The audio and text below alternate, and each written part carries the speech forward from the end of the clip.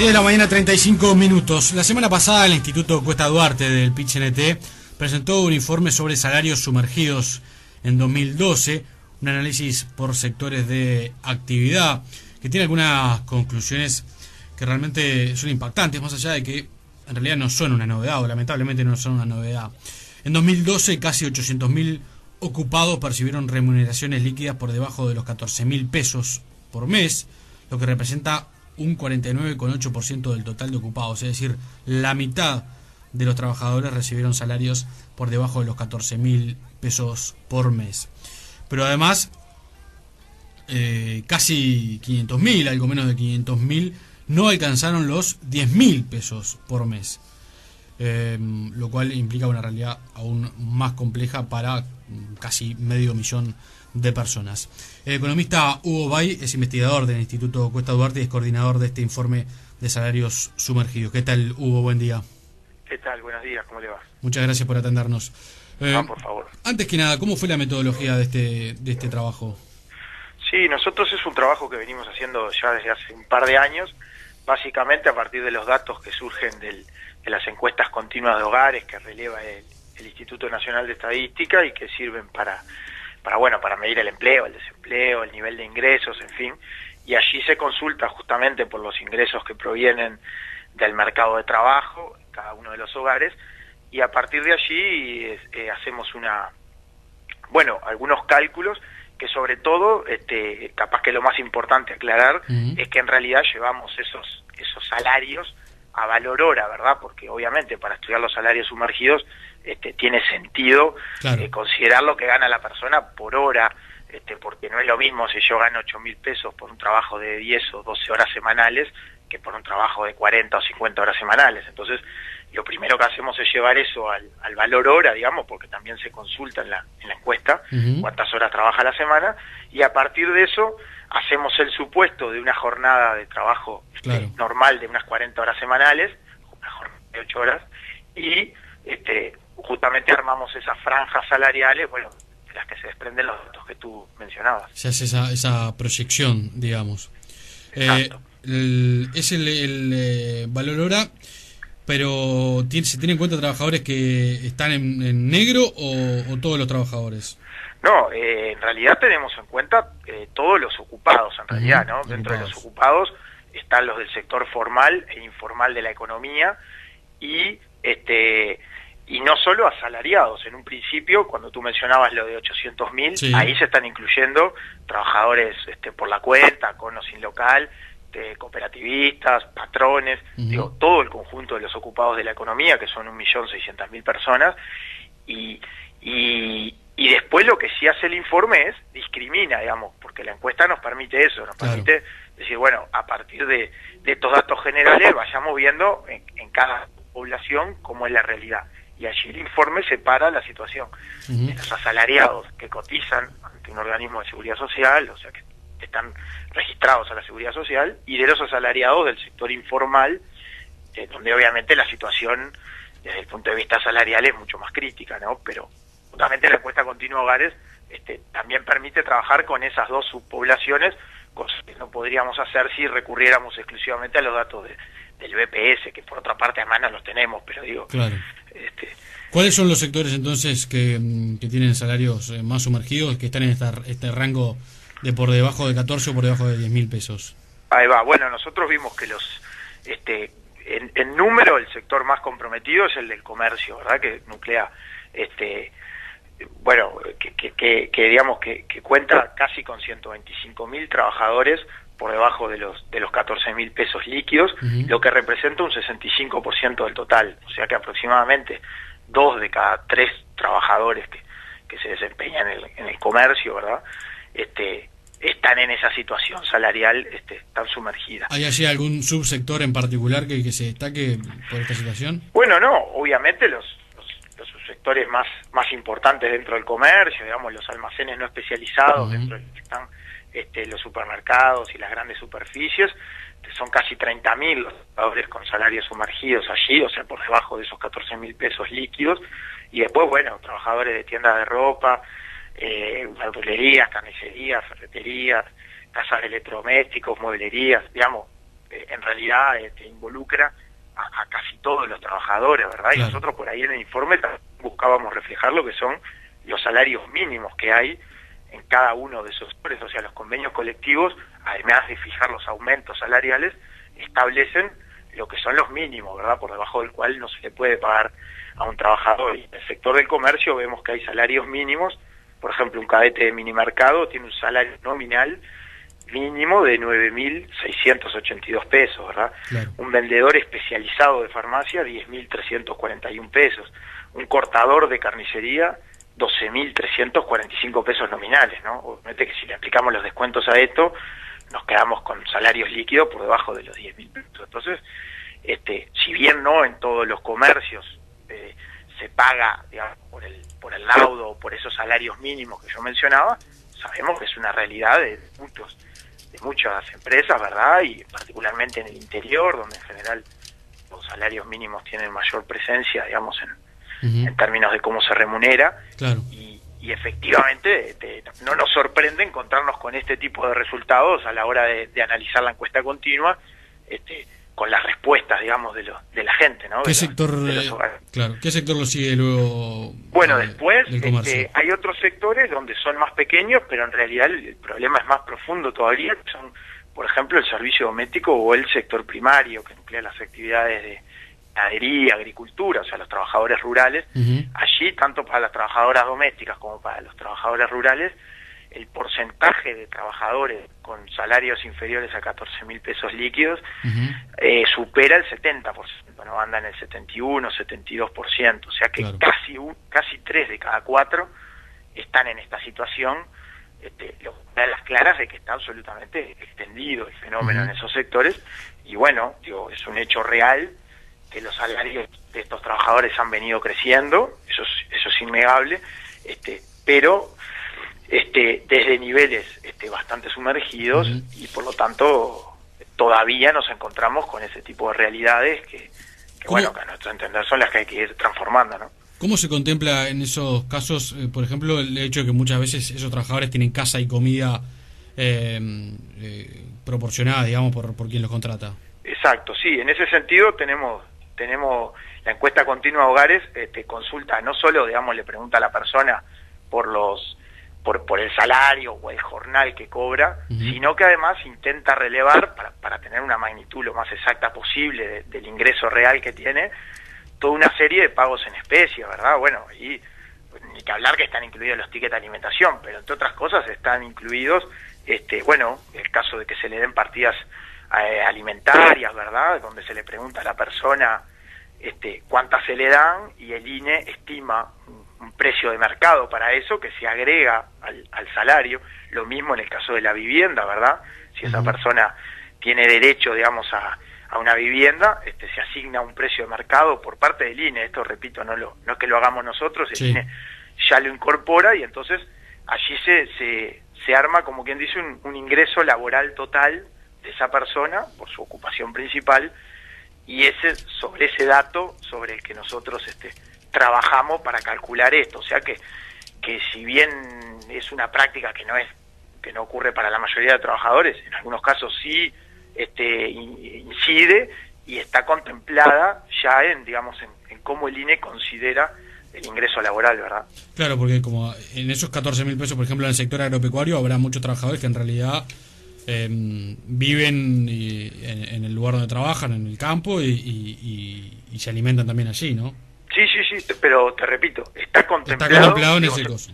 Se podría profundizar un poco en cómo el INE lo contempla, la verdad, a través de eso del precio de mercado, pero en realidad está contemplado cuando tienen derecho al pastoreo, derecho al consumo de alimentos para sí, para su familia, todo ese tipo de cosas se consultan específicamente, se relevan y se incorporan en este dato que después utilizamos nosotros justamente para calcular el salario total, tratando justamente de reflejar lo mejor posible la realidad, ¿no? ¿Cuál es el siguiente sector luego del comercio, ganadería y servicio doméstico?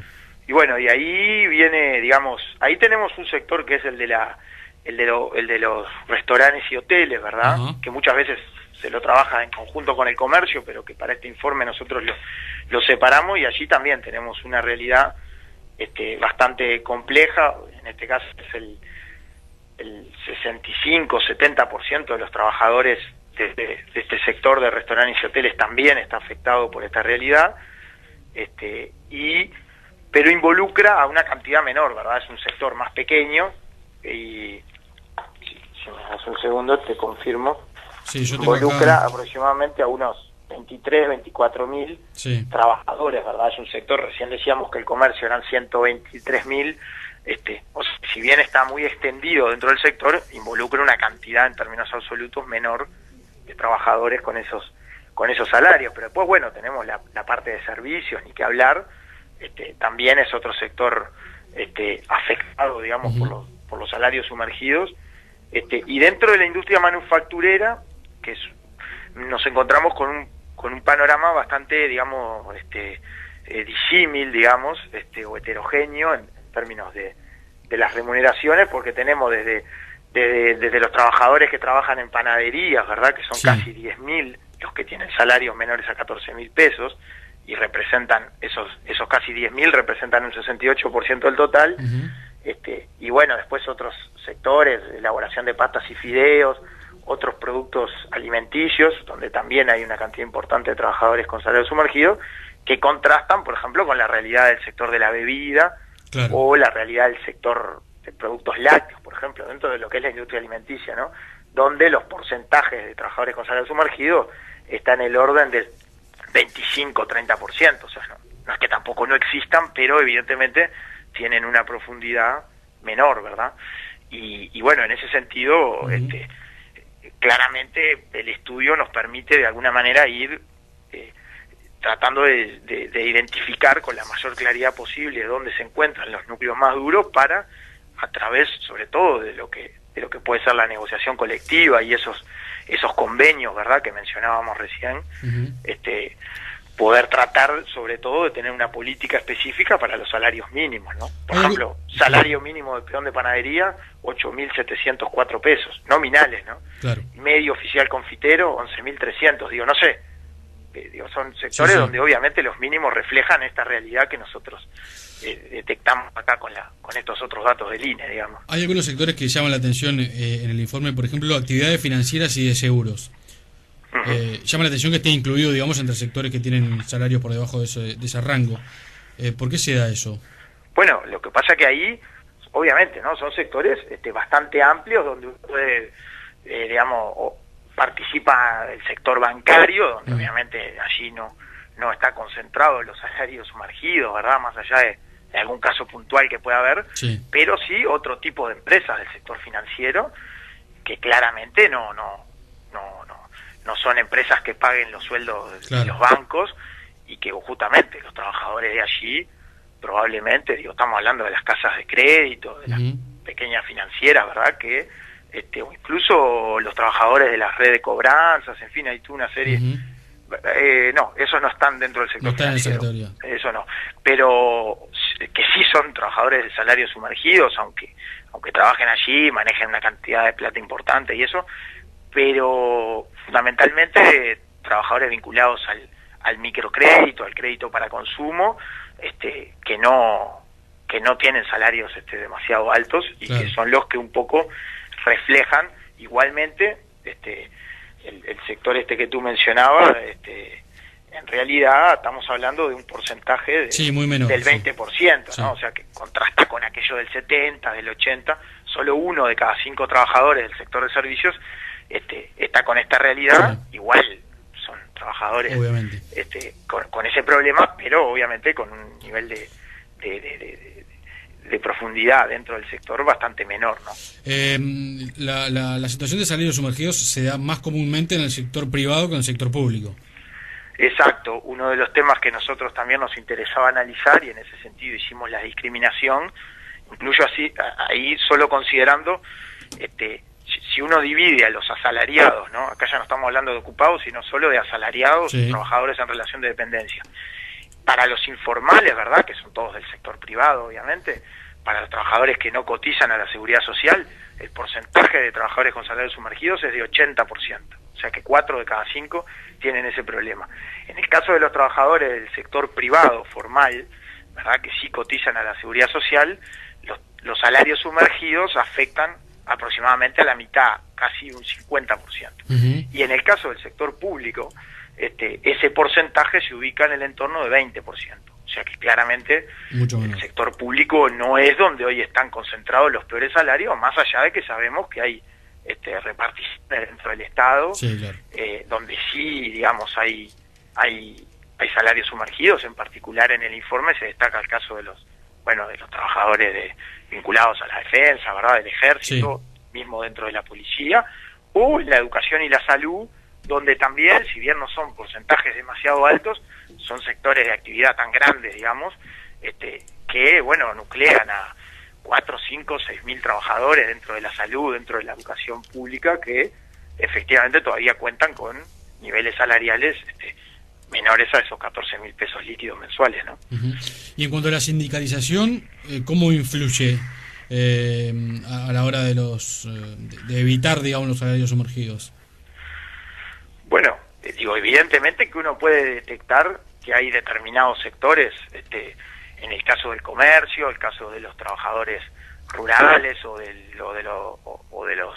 las trabajadoras del servicio doméstico, donde los niveles de sindicalización no son de los más importantes, son sectores donde es muy difícil, digamos,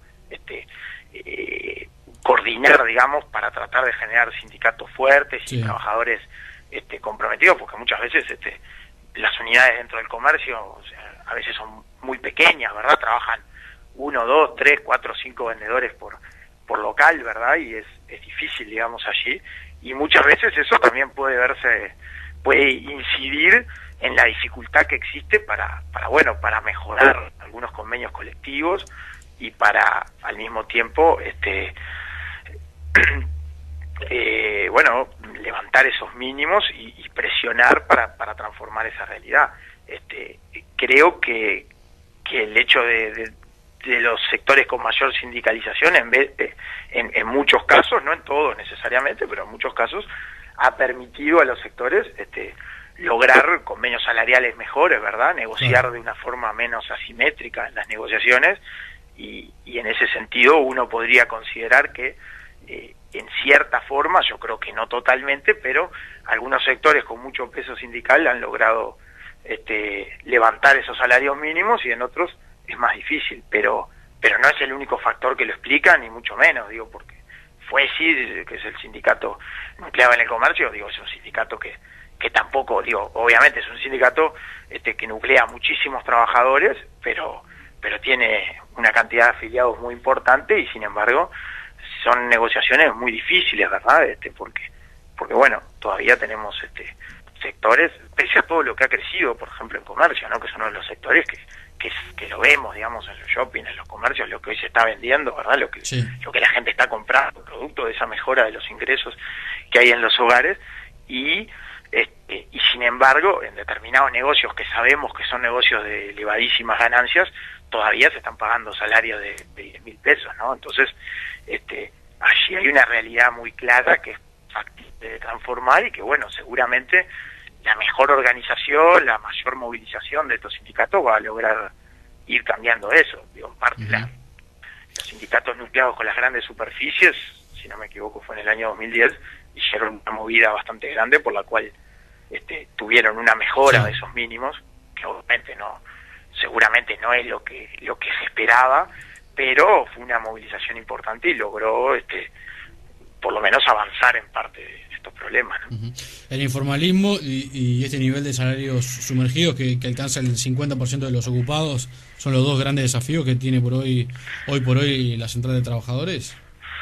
Yo creo que en materia del mercado de trabajo, que es lo que nosotros más estudiamos, digamos, creo que los problemas vinculados a la calidad del empleo hoy, más que a la cantidad, que estamos en niveles de ocupación muy importantes, con tasas de desempleo bastante bajas, o muy bajas, digamos, creo que el tema pasa sobre todo por la calidad, y en ese sentido, yo creo que el no registro a la seguridad social y el problema de los salarios sumergidos son dos factores centrales que hacen a la calidad del empleo, y donde Uruguay todavía muestra un rezago muy importante, ¿no? Un retraso, muestra dos realidades en muchos casos, que uno dice, bueno, acá tenemos un mercado de trabajo dinámico, con trabajadores con mayor calificación, con mejor remuneración, y después encontramos problemas muy importantes en amplios sectores que involucran a cientos de miles de personas, y donde el tema de la informalidad, la precariedad, la inestabilidad, los bajos salarios, el subempleo, ¿verdad? Los trabajadores que no llegan a completar una jornada porque quisieran hacerlo, pero encuentran trabajos de una carga horaria menor, y bueno, todos esos yo creo que son elementos que hay que ir atacando. En parte se ha venido avanzando, pero capaz que no al ritmo que la central esperaría. Por lo tanto, creo que sí, que para el PIT-CNT, vinculados al mercado de trabajo por lo menos, son dos elementos centrales, digo, y además creo que se conjugan con otras cuestiones que muchas veces escuchamos de parte de la central, de bueno, cómo mejorar la distribución del ingreso, la riqueza, seguir avanzando en la reducción de la pobreza, y nosotros estamos convencidos de que más allá de lo útiles que puedan ser las políticas sociales, que sin duda lo son necesarias, y hay que seguir profundizando en ese frente, pero en última instancia el mercado laboral representa una proporción muy alta de los ingresos del hogar, y es fundamental lo que se pueda avanzar dentro del mercado laboral para mejorar justamente esos indicadores de desigualdad, ¿no? Bien. Le agradecemos mucho por estos minutos, muy amable. No, por favor, muchas gracias a ustedes. Muchas gracias. El economista Hugo Valles es investigador del Instituto Cuesta Duarte del PIT-CNT y es coordinador de este informe sobre salarios sumergidos en 2012.